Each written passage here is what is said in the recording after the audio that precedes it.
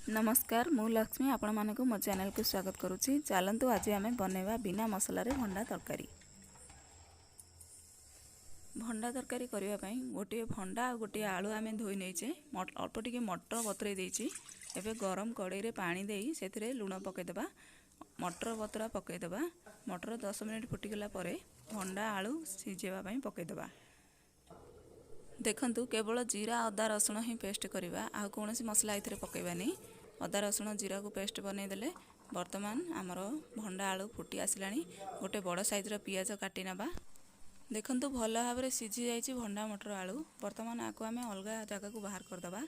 कड़ाई रे तेल पकेदेबा, अल्प टिके सोरिष आ टिके जीरा पकई नबा। सोरिष जीरा फुटी सारी वर्तमान काटी रखिथिबा पियाज को ऐड करवा।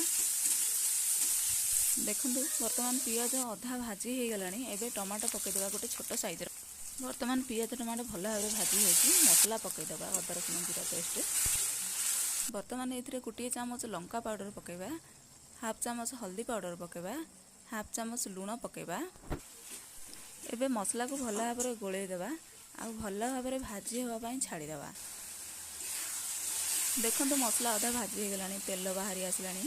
वर्तमान आमर मसला पूरा रेडी हो जाइए। सिझे रखिथिबा भंडा आलू मटर को पकईदेबा।